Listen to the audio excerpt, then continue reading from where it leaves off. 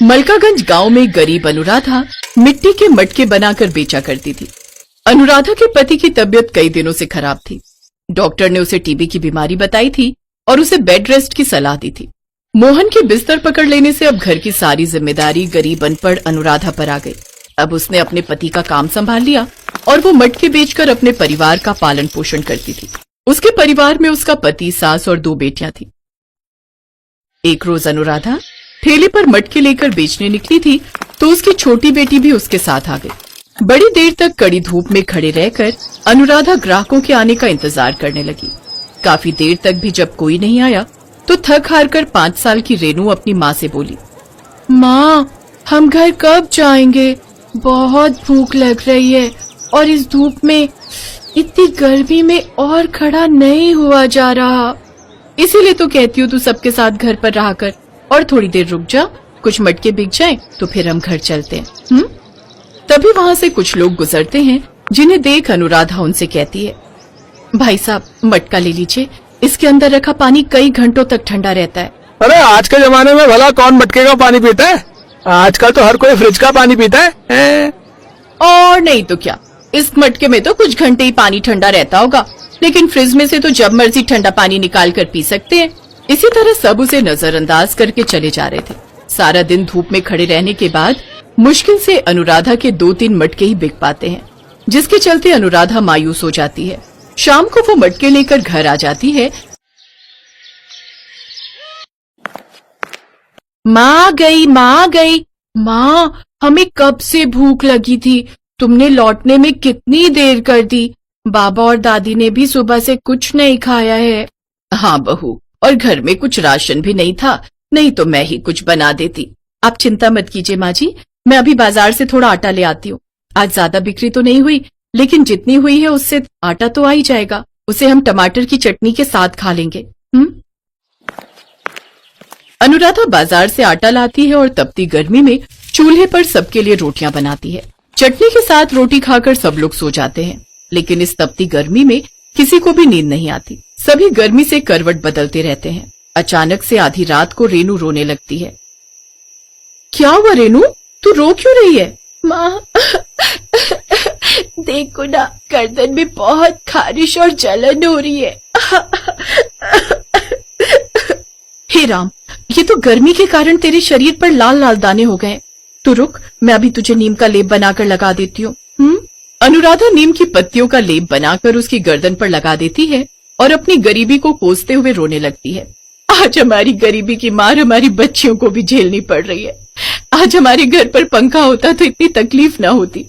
मुझे माफ करना अनुराधा, आज मेरी वजह से तुम सबको कितने दुख उठाने पड़ रहे हैं। तुम सारा दिन मेहनत करती हो और मैं यहाँ खाट पर पड़ा रहता हूँ। आप खुद को क्यों दोष देते हैं जी? ऊपर वाले को जो मंजूर होता है वही होता है। अब आप ज्यादा मत सोचिए और सो जाइए। अगली सुबह अनुराधा मटका बनाने के लिए मिट्टी लेने नदी के पास जाती है। नदी के किनारे उसे एक कछुआ दिखाई देता है जिसके पैर में चोट लगी हुई थी और उसके पैर से खून निकल रहा था। अरे, इस कछुए को तो कितनी चोट आई है। अनुराधा पत्तों का लेप बनाकर उस कछुए को लगा देती है। अब तुम्हें दर्द नहीं होगा, मैंने लेप लगा दिया है, तुम जल्दी ही ठीक हो जाओगे। अच्छा, अब मैं चलती हूँ, मुझे मटके बनाकर बेचने भी जाना है। अनुराधा मिट्टी उठाकर घर ले आती है, फिर उससे मटके बनाकर धूप में सूखने रख देती है और एक दिन पहले बने हुए मटके ठेले पर रखकर बाजार में बेचने निकल पड़ती है। मटके ले लो मटके, पानी को रखे ठंडा और ताजा, सेहत को ना करे कोई नुकसान। मटके ले लो मटके। अनुराधा काफी देर तक गलियों में घूम घूम कर मटके बेचने निकलती है, लेकिन उस रोज तो उसका एक भी मटका नहीं बिकता और वो वापस ठेला लेकर घर की ओर लौट आती है।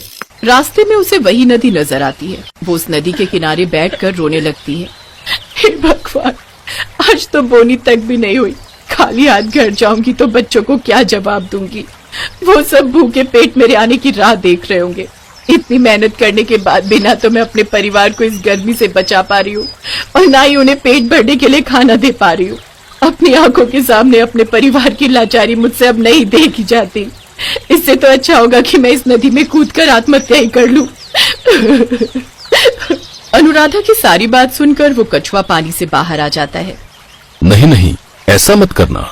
अगर तुमने ये कदम उठाया तो तुम्हारे बिना तुम्हारे परिवार का क्या होगा? और आखिर तुम ये कदम उठाना क्यों चाहती हो? अरे तुम बोलते भी हो। बोलने वाला कछुआ तो मैं पहली बार देख रही हूँ। क्या तुम बोल सकते हो? हाँ, मैं एक बोलने वाला कछुआ हूँ। आज सुबह ही तुमने मेरी मदद की थी और आज जब तुम परेशान हो तो मैं भी तुम्हारी मदद करना चाहता हूँ। अनुराधा उसे अपनी सारी बात बताती है। तुम उन मटकों में से एक मटका मेरे पास ले आओ, फिर देखो चमत्कार। अनुराधा ठेले पर से एक मटका उठाकर उस कछुए के पास ले आती है। फिर उस कछुए में से एक तेज रोशनी निकलती है जो कि सीधा उस मटके पर जाकर गिरती है। अब ये एक जादुई मटका बन चुका है। मैंने अपनी सारी जादुई शक्ति इस मटके में डाल दी है। मैं अब बूढ़ा हो चुका हूँ और ज्यादा समय जीवित नहीं रहूंगा, इसलिए मैंने अपनी ये सभी जादुई शक्तियाँ मटके में डाल दी हैं। इससे तुम जो कुछ भी मांगोगी वो तुम्हें मिल जाएगा। अब से तुम्हारी सारी परेशानियां खत्म। तुम्हारा बहुत बहुत शुक्रिया जादुई कछुए। अनुराधा खुशी खुशी वो मटका लेकर घर आती है। घर आकर वो उस मटके का जादू देखने के लिए और उस मटके से कहती है, ए जादुई मटके, जल्दी से हमें ठंडा ठंडा पानी पीने को दे, वो भी बिल्कुल फ्रिज जैसा। कुछ ही पल में उस मटके में रखा पानी पूरी तरह ठंडा हो जाता है। वो सब जैसे ही उस पानी को पीते हैं तो बहुत खुश होते हैं। वाह माँ, आज तो सचमुच मजा आ गया। अरे वाह, ये तो सचमुच का जादुई मटका है। ए जादुई मटके, इस गर्मी से हमें राहत देने के लिए एक एसी प्रकट कर। तभी उनके उस घर में एसी प्रकट हो जाता है जो कि बहुत ही ठंडी ठंडी हवा देने लगता है। लेकिन ये चमत्कार कैसे हुआ? अनुराधा उन्हें सारी बात बताती है। अरे वाह, तो क्या ये हमारी हर ख्वाहिश पूरी कर सकता है? क्या ये मुझे ठीक भी कर सकता है? ए जादुई मटके, मुझे जल्दी से ठीक कर दे, मैं बहुत ज्यादा तकलीफ में हूँ। उसके इतना कहते ही मोहन अपने पैरों पर खड़ा हो जाता है और अब वो पूरी तरह ठीक था। आप तो बिल्कुल ठीक हो गए जी। ए जादुई मटके, मुझे ढेर सारी सुंदर फ्रॉक और खिलौने दे। अरे वाह, इतनी सुंदर फ्रॉक। ए जादुई मटके, हमने कई दिनों से ठीक से खाना नहीं खाया, तू मेरे परिवार को ढेर सारे पकवान दे दे। उनके सामने ढेर सारे पकवान आ जाते हैं। सारा परिवार कई साल बाद इतने बढ़िया पकवान खाता है। इतने दिनों बाद आज वो पेट भर खाना खाकर आराम से एसी की ठंडी हवा में सो जाते हैं। उन्हें जो कुछ चाहिए होता वो उस जादुई मटके से मांग लेते। अब वो सब एक बड़े पक्के घर में रहने लगते हैं और अमीरों वाली जिंदगी जीने लगते हैं। एक रोज वो मोहन के साथ कार में बैठकर मंदिर जा रही होती है। तभी उसकी नजर रास्ते में सड़क किनारे मटके बेच रही एक औरत पर जाती है जो कड़ी धूप में 1 साल के बच्चे को गोद में उठाए मटके बेच रही थी। उसे देख अनुराधा को अपने पुराने दिन याद आ जाते हैं, जिससे उसकी आंखों में आंसू आ जाते हैं। क्या हुआ अनुराधा, तुम्हारी आंखों में ये आंसू? अरे अब तो हमारे पास सब कुछ है, फिर भी। हाँ, लेकिन अभी भी हमारे जैसे कई बेबस और लाचार लोग हैं जिन्हें हमारी मदद की जरूरत है और मैं उन सब की मदद करना चाहती हूँ।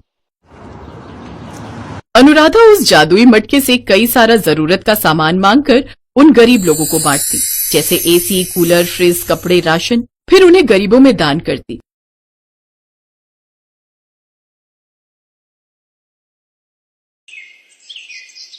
पूनम बनारस शहर में अपने पति मनोज और सास के साथ रहती थी।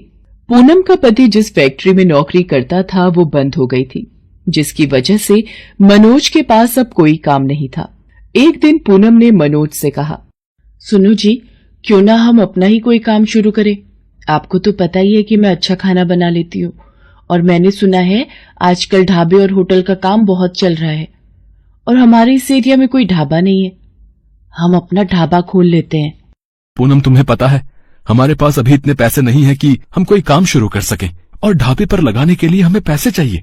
हमें सब कुछ देखना पड़ेगा और जब ग्राहक हमारे खाने को पसंद करेंगे उसके बाद ही हमारी कमाई शुरू होगी। पैसों की चिंता आप मत करो। शादी के बाद माँ ने मुझे जो सोने की चेन और अंगूठी दी थी, हम उसे बेचकर पैसे इकट्ठे कर लेंगे। पर इस तरह मैं आपको मायूस बैठा नहीं देख सकती। मैंने आपसे शादी की है तो आपका हर दुख सुख में साथ निभाना मेरा कर्तव्य है। माँ अन्नपूर्णा का नाम लेकर हम अपना ढाबा शुरू करते हैं। देवी मैया हमें अपने आप इस काम में सफलता देंगी। तुम्हारे जैसी बहू पाकर हम धन्य हो गए पूनम। तुम इस परिवार के लिए कितना अच्छा सोचती हो। देखा, अब माँ जी भी हमारे साथ हैं। हम तीनों मिलकर ढाबे पर खूब मेहनत करेंगे। पूनम की हिम्मत देखकर मनोज को भी हिम्मत मिलती है और कुछ दिनों में पूनम मनोज और अपनी सास के साथ मिलकर अन्नपूर्णा ढाबा नाम से एक ढाबा खोल लेती है। मां अन्नपूर्णा, ये पहला भोग आपके लिए। आज आपकी कृपा से हमने ये नया ढाबा खोल लिया है। अपनी कृपा हमेशा हम पर बनाए रखना माँ। खाना तो बहुत ही स्वादिष्ट है? वाकई में इस ढाबे का खाना बहुत ही स्वादिष्ट है भाई, वाह। पूनम का अन्नपूर्णा ढाबा चल पड़ता है और ग्राहकों की भीड़ लगनी शुरू हो जाती है। पूनम, मनोज और उसकी सास तीनों मिलकर खूब मेहनत करते थे। सुबह से लेकर रात तक वो लोग ढाबे पर खाना बनाकर ग्राहकों को देते थे। ढाबे की बढ़ती बिक्री देखकर पूनम और मनोज दोनों बहुत खुश थे। पूनम, आज तुम्हारी हिम्मत की वजह से हमने ये ढाबे का काम शुरू करा तो आज चल गया। अब हमारी अच्छी बिक्री हो रही है। मेरा मन है कि तुमने मुझे जो सोने की चेन और अंगूठी बेचने के लिए दिए थे, मैं धीरे धीरे पैसे जोड़कर तुम्हारे लिए एक सोने की नई चेन, अंगूठी और कानों की बालियां भी बनाऊं। मेरा असली गहना तो आप और माँ जी हो। आप दोनों का साथ ही मेरे लिए सबसे ज्यादा जरूरी है। अभी मुझे कुछ नहीं चाहिए और आज ये सब कार्य मां अन्नपूर्णा की ही कृपा से संभव हुआ है। आज उन्हीं के कारण हमारा ढाबा बहुत अच्छा चल रहा है। बस देवी मैया इसी तरह हम पर कृपा करती रहे। जय अन्नपूर्णा मैया। पूनम और मनोज दोनों ही बहुत खुश थे, पर अचानक एक रात बहुत मूसलाधार बारिश और आंधी तूफान आ जाता है, जिसमें पूरा ढाबा टूट जाता है। पूनम और मनोज बहुत दुखी होते हैं। उन्होंने बहुत मेहनत से ढाबा बनाया था, पर बारिश, आंधी तूफान में सारा ढाबा टूट गया और जगह जगह पानी भर गया। पूनम ढाबे को ठीक करने की कोशिश करती है। वो फूट फूट कर रोने लगती है और माँ अन्नपूर्णा को याद करती है। अन्नपूर्णा मैया, मैंने आपका नाम लेकर ये ढाबा खोला था, पर हमारा ढाबा टूट गया, सारा काम खत्म हो गया, सब मेहनत बेकार हो गई। मेरी मदद करो माँ, मेरी मदद करो। नारायण नारायण। माँ, आपकी भक्त पूनम बहुत दुखी है, उसकी सहायता कीजिए देवी माँ। देवर्षि नारद, मैं जानती हूँ पूनम का विश्वास मेरे से जुड़ा है। पूनम ने सच्चे हृदय से मुझे पुकारा है। मैं उसकी सहायता करने अवश्य जाऊंगी। आपकी लीला अपरंपार है देवी मैया। जय अन्नपूर्णा माता की। पूनम की प्रार्थना को सुनकर देवी अन्नपूर्णा उसकी मदद के लिए एक बूढ़ी औरत का रूप धरकर उसके पास आती है। बेटी, बहुत भूख लगी है, तुम्हारे ढाबे से कुछ खाने को मिलेगा? माँ, कल रात आंधी तूफान और बारिश में हमारा पूरा ढाबा टूट गया। अभी तो सब जगह पानी भरा हुआ है। चूल्हा गीला है, उसमें पानी भरा हुआ है, वो भी नहीं जल पाएगा। मैं आपको क्या खिलाऊं माँ? मेरे पास कुछ लकड़ियाँ हैं, इन्हें चूल्हे में डाल दो, ये लकड़ियाँ जरूर जल जाएंगी, फिर तुम इस पर खाना बना सकती हो। अगर ऐसा है तो मैं आपको भूखा नहीं जाने दूंगी। आप मुझे लकड़ियाँ दे दो, मैं चूल्हा जलाने की कोशिश करती हूँ। बूढ़ी औरत के द्वारा दी हुई लकड़ियों से चूल्हा जल जाता है। जिस चूल्हे में पानी भरा हुआ था, वो बूढ़ी औरत की दी हुई लकड़ियों से जल पड़ता है। ये देखकर पूनम, मनोज और उसकी सास हैरान रह जाते हैं। पूनम गरम गरम खाना बनाकर उस बूढ़ी औरत को खिलाती है। मैं तुम्हारी सहनशीलता और सेवा से बहुत प्रसन्न हूँ। तुमने इतनी कठिनाई के पलों में भी मेरे लिए समय निकाला, ये देखकर मैं बहुत खुश हूँ। और फिर बूढ़ी औरत माँ अन्नपूर्णा के रूप में आ जाती है। पूनम, अब ये चूल्हा हमेशा जलता रहेगा। इस पर जितना भी भोजन बनाओगी उसका दुगना हो जाएगा और तुम्हारे ढाबे पर हमेशा ग्राहकों की भीड़ लगी रहेगी।